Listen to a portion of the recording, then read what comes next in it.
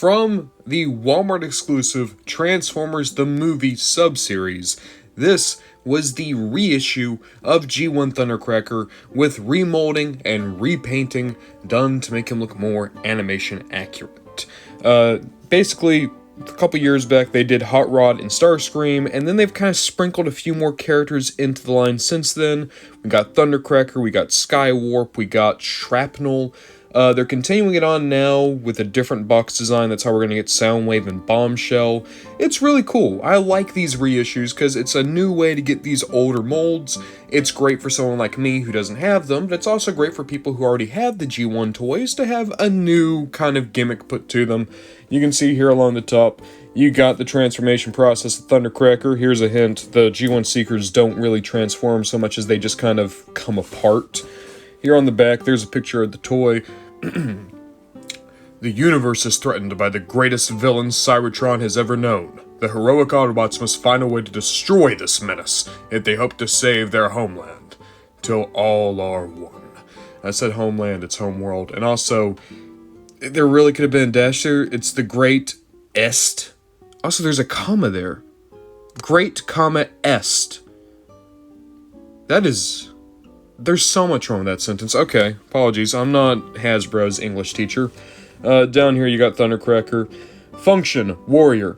The deadliest weapon is terror.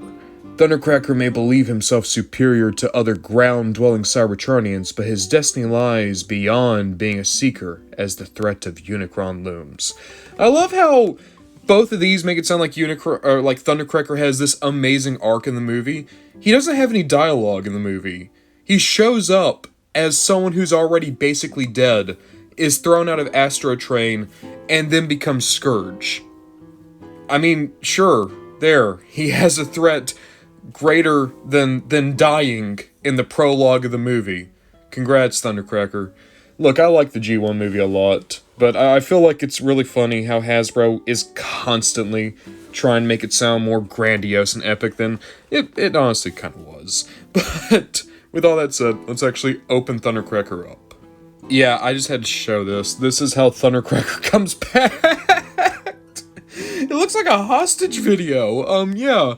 So he's just twist-tied in. Most of him's in that bag. Alright, let's actually get him out.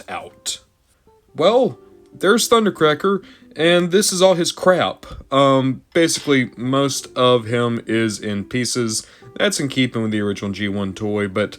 these are all going to come in that little plastic baggie you saw. You just have to, more or less put him together. I won't lie though, once you actually get him together, he does just look great. I don't know what it is, man. Like, I'm not from the 80s. Born in 99, my original Transformers stuff were things like Armada, animated in the Michael Bay movies. And yet, there's still an undeniable charm to G1 figures for someone like me. It's less based on nostalgia and more based on just genuine intrigue. Like, I look at this and, as tacky as it may sound, it's like looking at a great old film or old poem, and not only do you appreciate it for what it was, but you also start to take into account like what the world was like when this figure would have been designed. What was the intention? Where was it in the Diaclone line? How were all these factors together ultimately resulting in this type of figure? And because of that, I can't help but love it. Especially when it's Thundercracker. I mean, look at him. He is just the chewiest blue. The original G1 Thundercracker, it was that really dark, almost navy blue. But this is that good G1 cartoon sky blue that I so much love for Thundercracker.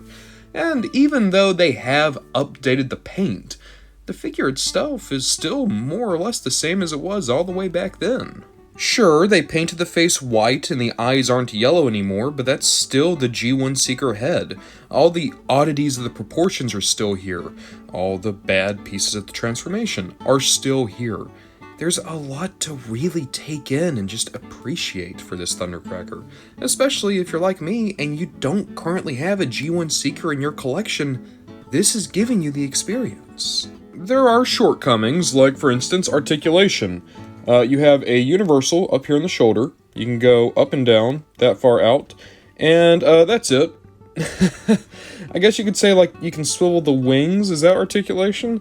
Other than that, there's nothing else here in terms of posability, but you do get these missile launchers. As you can see, they have a hair trigger. They are literally just fighting to go right now. What's supposed to happen is you push the button, missile comes out. That said, if you so much as brush against them... Oh, well, now they're not going. One sec. They were literally just going. You guys saw that, right? As soon as I try to point out the problem, it's like, oh, no, we're good, guy. Rock solid now. Rock solid. What about this side? Yeah, rock solid now that I'm trying to do it. The point is, the missiles do go off a lot, but they do look nice, and they are decently accurate to the G1 Seeker missiles. Alongside that, if you'd want, you can actually get smaller missiles. These are meant more for vehicle mode. But if for that, boop, you just pop them in. And yeah, as you can see, they are somewhat goofy. Back in G1, they would have cut off about right here. There's one problem with that. Kids can choke on that. So they've had to make the missiles much longer. This is something they've done with every single reissue of the Seekers. But you can still at least get the unique look, if not the unique length. And overall, I'm sure you could agree, it's probably best just to keep these guys. There is one more accessory that you can use in robot mode for this Thundercracker. Boom! They packed in the Walter P-38 G1 Megatron's gun mode. They did this with Starscream. Of course, they would pack it in for Thundercracker and Skywarp too. You might notice that's a big handle. It doesn't really go in the hand. What you have to do is, boop, pull it out like that, and then he can hold it. One sec. There we go. That's how the gun looks best, but when we do reviews of older Transformers like this, even if it's a redone version of an older one, I always prefer to do the transformation on camera. So for the G1 Seeker, it's pretty interesting. So we're going to pop the missiles out, and then we're going to pop the guns off. Boop. And then we're going to pop the fists off. And then we're going to pop the wings out. Until you're left, you know, with this... this naked Thundercracker, basically.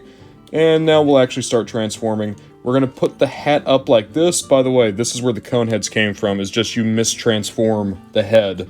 And that's how that happens. And then there's this really cool swing around. Oop, here. So you got to get the angle right on it. There we go. So you pull the head back and then swing around. And boom. Boom. That's going to get you the nose cone. The arms fold in. If you saw my Robot Masters Thundercracker and Skywarp review, this transformation step looks very familiar. Same thing they did there to form the back of the, would this be the fuselage? I don't know jets, I don't know jet parts. Fold the feet up, boom, and then fold the tail fins down. Part forming. It's the magic we lost, baby. So, part forming is I guess you could call it a cliche, or a trope in Transformers, where to transform it, you have to rip pieces off and rearrange them. Nowadays, people see it as being very, very lazy. And, you know, for modern toys, I'm not a big fan of it. But back in the day, well, I mean, they were working with what they had. So, you saw this a lot in toys. Optimus Prime's fists, for instance. All of Megatron. Just straight up all of Megatron. And of course, the Seekers are probably the most infamous example. Guess what? If you buy a loose G1 Seeker, you're probably going to be missing these. And you're probably going to be missing these. And you're probably going to be missing the missile launchers and the wings. And in all honesty, you'll probably be missing the tail fins too, because they break very easily. To complete this, you might notice landing gear. Yeah, the landing gear is its own piece. Guess what's also very easy to lose is the landing gear. We put it there, and that completes your jet mode. And for all the fun I'm poking at it, that's a great looking jet.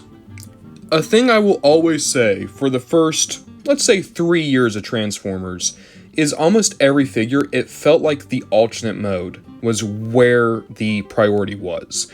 The robot will figure out, but you gotta get that vehicle mode right. And I think you can really see it with the G1 Seeker. This is a great old jet. It's metal in just the right places. You got diecast back here, diecast here, diecast in the nose cone. And sure, there are gaps here. You see my fingers back there. But it doesn't really matter. It just is a great feeling jet. There is an opening cockpit here. Truth be told, when you're not using that landing gear, put the landing gear in the cockpit. It's the best thing you can do. But this would have been back when Takara Tomy was still doing Diaclone. When this mold came out, you would have had a pilot that could go in there. There was never anything that went in there in the G1 days. But even still, great jet. Probably the better out of the two molds. But, you know, as much fun as I am poking at this original G1 Seeker mold, it's a great toy. It still is. It's still so much fun to mess with because it's such a goofy mess of a thing. Alright, to get this guy back to robot mode, we're gonna rip out that landing gear, and then, well, we're just gonna take off the wings again. Poop. You don't have to take off the wings, but, I mean, with all the other things you take off, you might as well take off the wings. Just makes things easier. We're gonna fold the tail fins forward, and fold the feet down. Dude, it always feels like the legs should extend, but they don't. We'll have the arms come back out. Boop. And boop. There we go.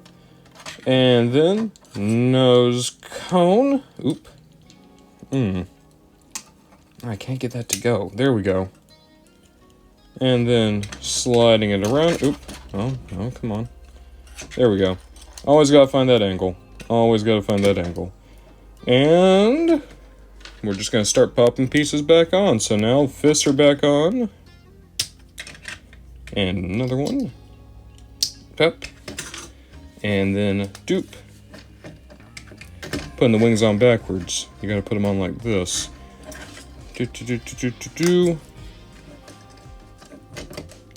And then the two null rays. Doop. And doop. And our two actual missiles for that. And again, with the landing gear, you want a little tip from Ron Bondajon?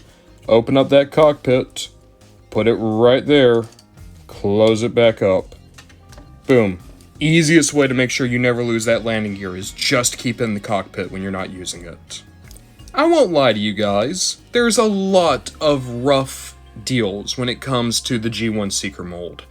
The articulation's not great, the transformation's not great, the playability isn't great, the parts forming isn't great, there's a lot of little pieces you're going to need to keep track of. At the same time, if you want to see the G1 Seeker toy experience, this was a wonderful way to get it. They did Starscream, Skywarp, and Thundercracker. All three of them go for pretty cheap. I actually got Thundercracker and Skywarp both for pretty heavy discount from Hasbro Pulse. Alongside that, they're just fun. They're still great G1 toys. They show you a completely different side of Transformers that's kind of been lost by the franchise as time's gone on. Nowadays, there's almost no question the robot mode takes priority. But if you want to see a line that really did put the vehicle mode first, and specifically the idea that these were supposed to be play sets for even smaller action figures first, go and pick up some of these older G1 toys. I'm talking the guys from 81, 85, and 86. Because I can guarantee you, no matter which toy you pick up, it's going to be a pretty unique and a pretty interesting experience. Especially if you pick up some of these larger guys.